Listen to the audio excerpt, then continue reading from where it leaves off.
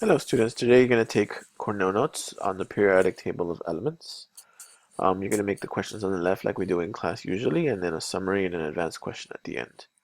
I'll provide the first question here, and then you have to make up your own as we go. Alright, just like any video, if it's going too fast, pause it or rewind it.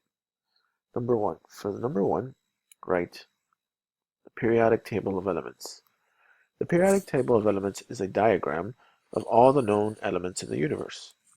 Everything that exists and has matter is made of a combination of these elements. These elements are the building blocks of everything in our universe, from the stars to Earth itself. One of the ways it's organized is by the atomic numbers we've talked about. So see the little number 1 here, number 2? Let me move it to a table that's a little bit clearer to see. Here we go. So 1 and 2 and 3 and 4. So that's one way, but you should have asked yourself, why does it have this kind of U shape here? And what's going on with these things in the bottom? Well, we'll get to that in a minute. But for now, just know that one way we can organize it is by the atomic number, and all the elements that are known are in this table. A question you can write for number 1 is, what is the periodic table of elements? Or you can also write, what does the periodic table of elements tell us? All right, ready for number 2? Here it is. The table of elements is organized into 4 major ways, and it gives you different information in the way you look at it in one of these 4 major ways. One way, just like I told you, was looking at it by using the atomic number, and everything that has one more proton turns into, or every atom that has one more proton turns into something else. But you notice how it's also color-coded, it has different colors. Again, it has the different shapes. So there's other ways to look at it too. So there's 4 major ways. And we're going to focus on 2 of those major ways today. The third way being the atomic number, and the fourth way we'll talk about the color coding another time. Okay, go ahead and make up a question for 2. All right, moving on. First, one of the ways to look at the table of elements is looking at the period. The period is the left and the right columns in the table of elements. Each period level tells you about the electron shells. Go ahead and write that down if you need to, or you can rewind it. But let me explain that by showing you a picture. So here's an atom. Here's an oxygen atom. And atoms have electron shells. So you notice that this ring right here, this is called an electron shell. Only 2 electrons fit in this first ring. And then in the outer ring here, you only have a maximum of 8 electrons that fit over here.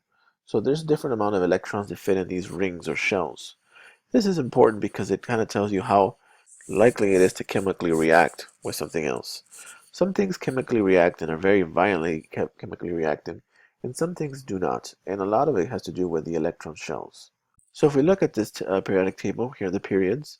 So this one right here and this one right here, hydrogen and helium, they have period 1, and in period 1 right here, that means that they only have 1 electron shell. So this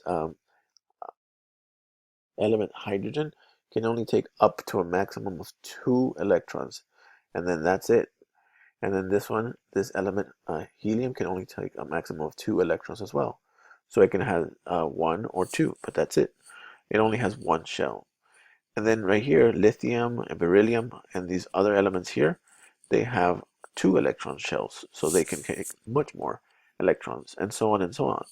So that means that if you look at, let's say, what we make atomic bombs, plutonium, which is over here, 84, plutonium has a lot of electron shells, and it can easily become unstable because it has a lot of electrons flying at the speed of light on the outer shells.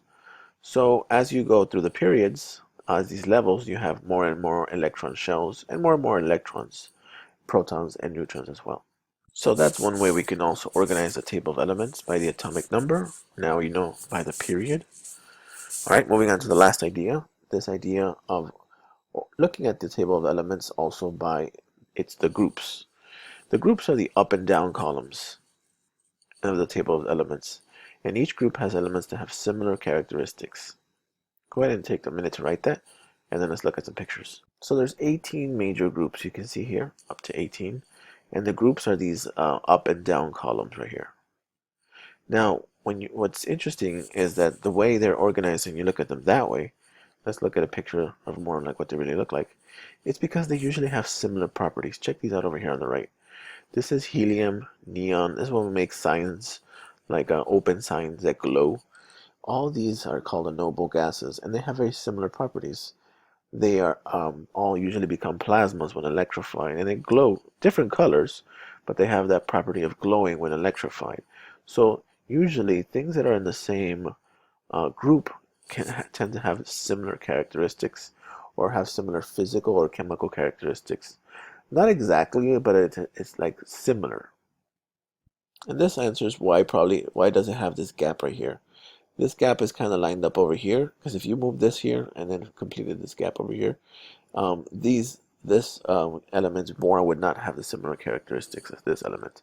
So the reason there's this space is so that it kind of matches up. So these have more similar characteristics and these have more similar characteristics. So the groups are these bottom columns, and that's why we group them that way. All right, go ahead and make up your question for 4. Don't forget the summary and the advanced question, and then move on to the next step. Have a great day.